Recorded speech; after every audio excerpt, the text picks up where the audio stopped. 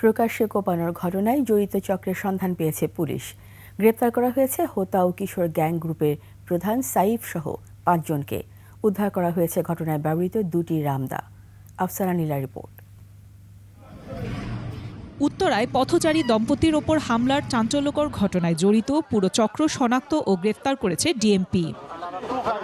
সংবাদ সম্মেলনে পুলিশ জানায়, বেপরোয়া বাইক চালানোর প্রতিবাদ করায় রাজধানীর উত্তরায় মেহবুল হাসান ও তার স্ত্রী নাসরিন আক্তার ইত্তিকে ধারালো অস্ত্র দিয়ে সরাসরি আঘাত করে কিশোর গ্যাংয়ের সদস্যরা। তাদের সবাইকে শনাক্ত এবং গ্রেফতার করা হয়েছে। রাতেই মোবারক হোসেন ও রবি রায় নামে দুজনকে গ্রেফতার করা হয়। এরপরে আলফাজ, সাইফ ও সজীবকে আটক করা হয়। সাইফ ও সজীব আপন দুই ভাই। সাইফ স্থানীয় কিশোর গ্যাংয়ের হোতা।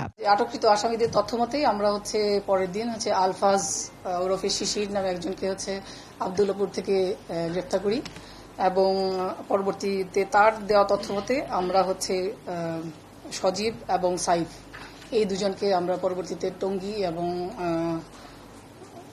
টঙ্গীর মাজারবস্তি এলাকা থেকে তাদেরকে আমরা গ্রেফতার করি। সাইফ ও সজীবকে নিয়ে আব্দুল্লাপুর খানবাড়ির অলি মুন্সির ৫তলা ভবনের পেছনে থাকা তুরাগ নদী থেকে হামলায় ব্যবহৃত রামদা দুটি উদ্ধার করা হয়। কোটি মানুষের আস্থার ভালোবাসায় 11 বারের মতো দেশের 1 নম্বর রেফ্রিজারেটর ব্র্যান্ড ওয়ালটন। এ ঘটনায় ভুক্তভোগী নাসরিন আক্তার ইপ্তি সন্ত্রাস বিরোধী আইনে মামলা করেছেন।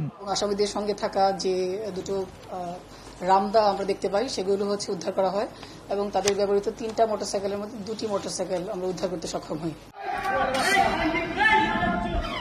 এদিকে গেল মধ্যরাতে রাজধানীর শ্যামলী শেখের টেকের 7 নম্বর রোড কাঁচা বাজারের সামনে একজনকে চাপাতি দিয়ে কুপিয়ে আহত করেছে দুর্বৃত্তরা।